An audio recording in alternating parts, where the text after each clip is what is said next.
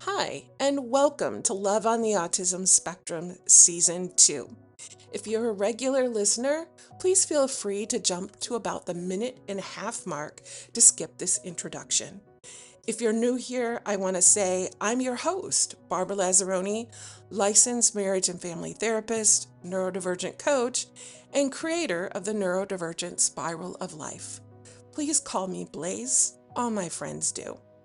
This podcast is for autistic adults, adults with ADHD or complex trauma, and the partners who love them, as well as neurodivergent couples, especially those who are tired of being told to communicate better, try harder, or fix themselves in systems that were never designed for how they're wired. Here, we slow things down. We talk about real relationships, real nervous systems, and real life without fixing, pathologizing, or rushing your process.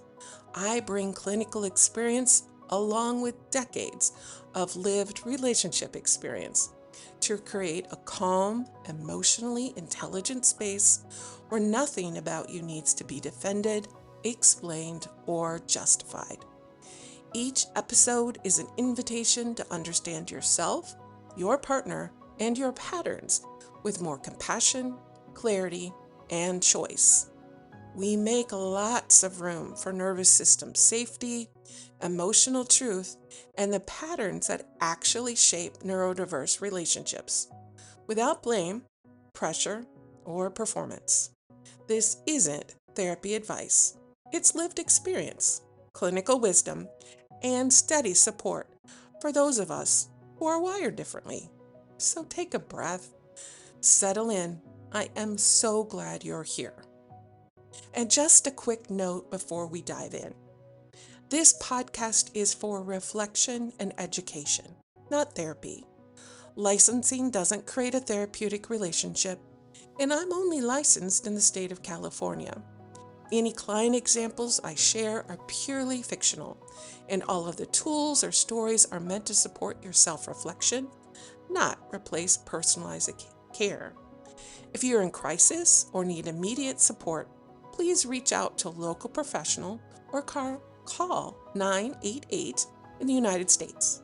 Okay, now let's get to today's episode. Hello, and welcome to episode number 10 of Love on the Autism Spectrum Season 2.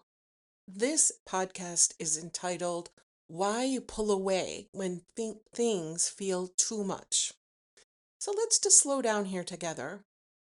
This episode is for the person who disappears when things feel intense, for the one who stays busy instead of staying present, who works late instead of having a conversation, who scrolls instead of feeling, who leaves the room instead of escalating. Not because they don't care, it's because their nervous system says, this is too much.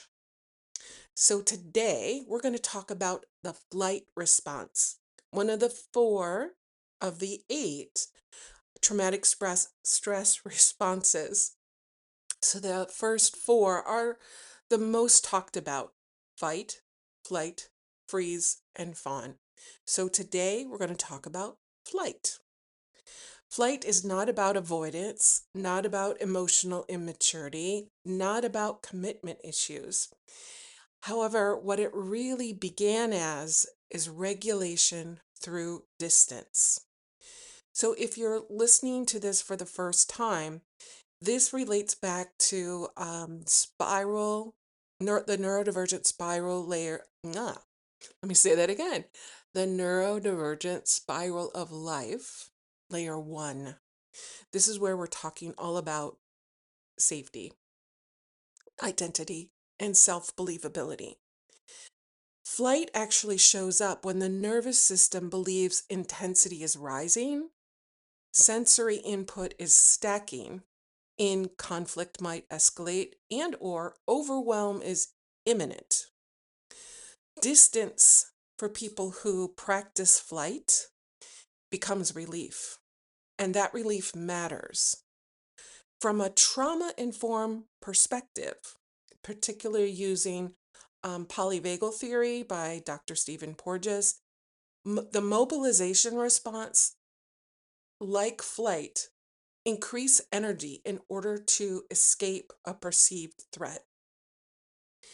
I worked with a somatic therapist for about 2.5 years who really truly helped me from what was trapped in my body. And there's a part of me who really has used flight in the past and quite frankly still uses some level of flight. And it is interesting, as I was working with this person, they were reminding me to slow down and to literally, believe this or not, feel my upper thighs. And when flight happens, what I began to notice was that I could actually feel my upper thighs like coursing with with ideas that I should run, and just literally feeling my legs were hurting because it felt like I needed to run. It's another example of flight that this person, the somatic therapist, taught me, which I thought was just so amazing.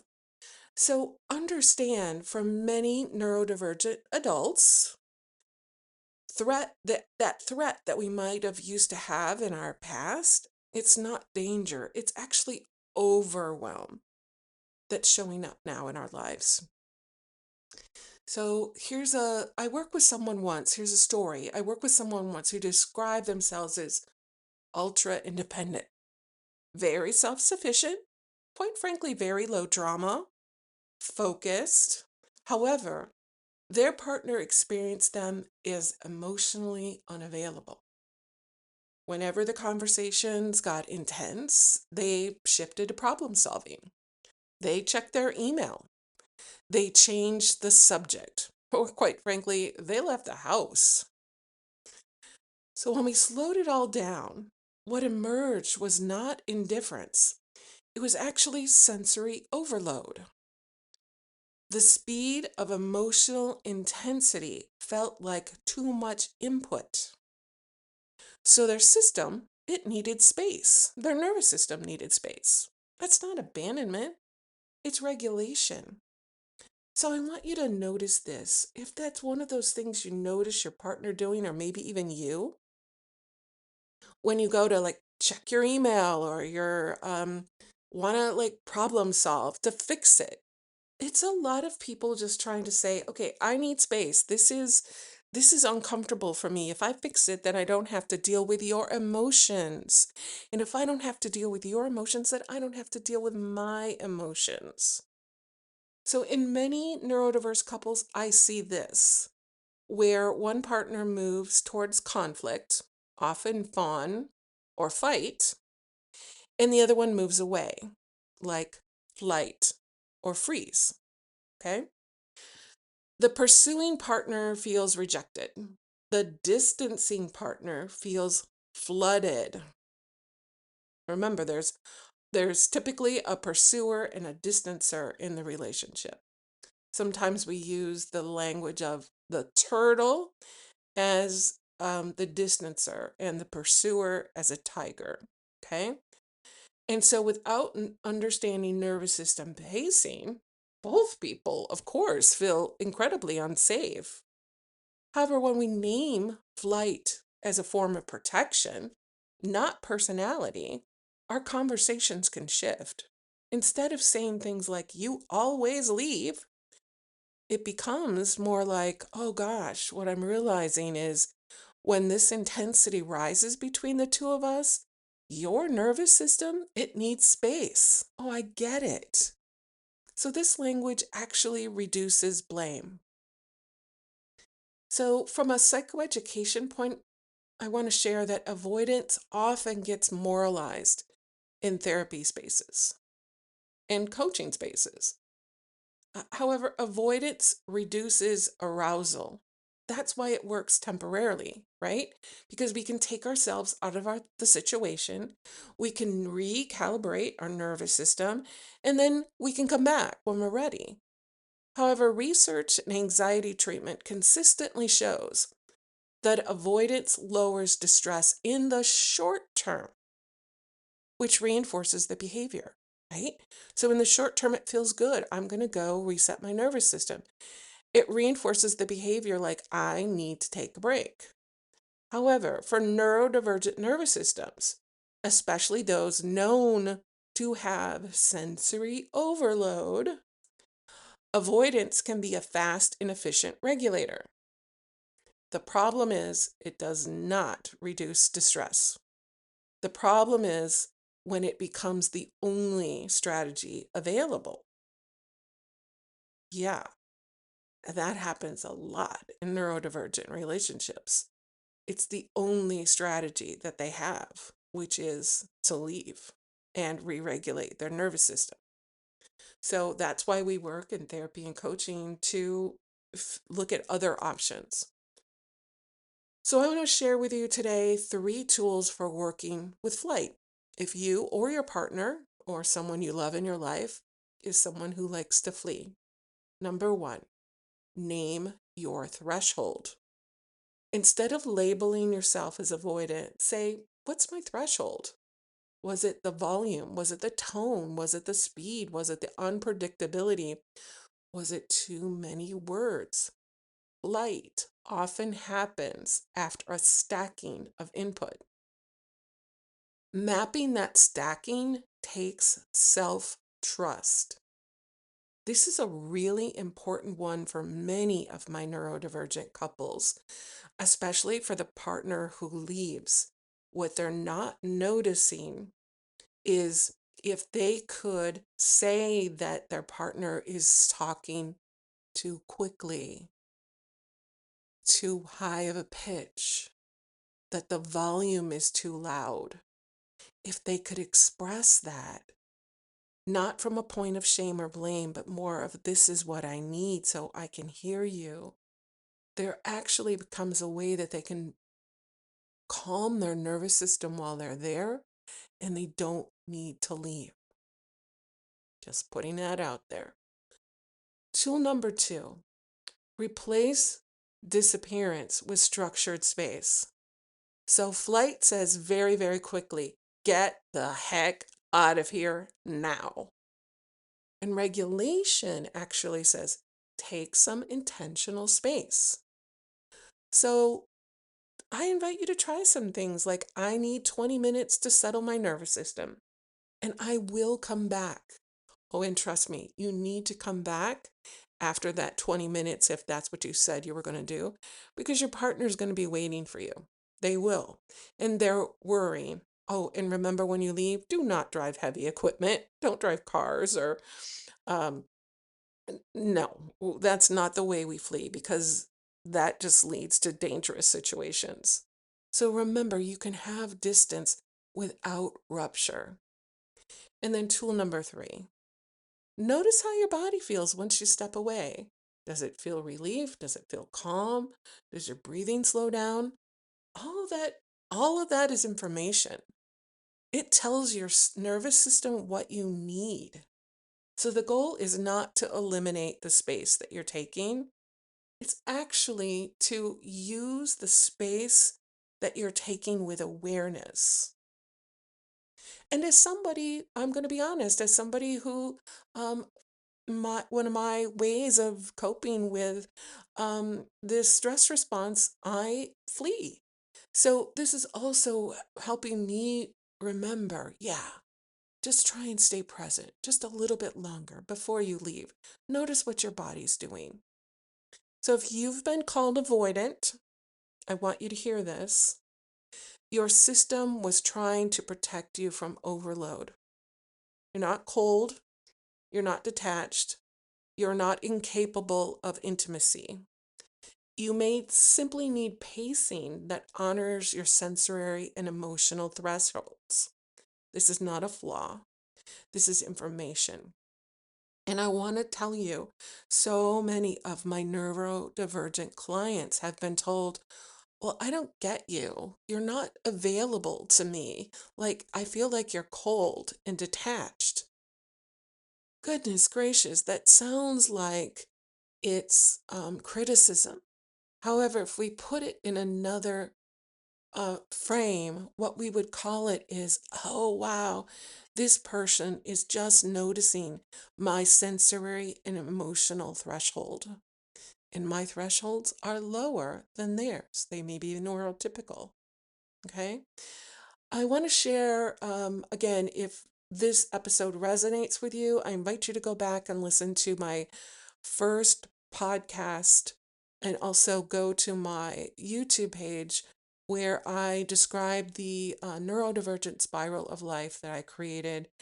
It's an amalgamation of a lot of different research over the years, and it's the way I view working with neurodivergence based on a lot of other things that are out there, specifically Maslow's hierarchy of needs, and some work done about how we need to start lower with people with neurodivergent when we do the work together, rather than working from an executive functioning standpoint, to really go to more about understanding things like this, understanding our stress responses, which we're talking about here, understanding our sensory sensitivities.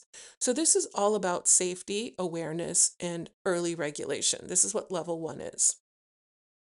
So here's a story. The individual that I mentioned earlier about, they began experimenting with all this structured space. So instead of walking out mid-conversation, they'd say something like, I'm starting to feel overwhelmed. I need 15 minutes. Time out. And at first, it felt really mechanical. And I gotta be honest, at first, for their partner, it was not met with, laughter and joy. But over time, both of them softened and their partner stopped chasing them. They stopped pursuing them and they stopped disappearing. So their distance became intentional.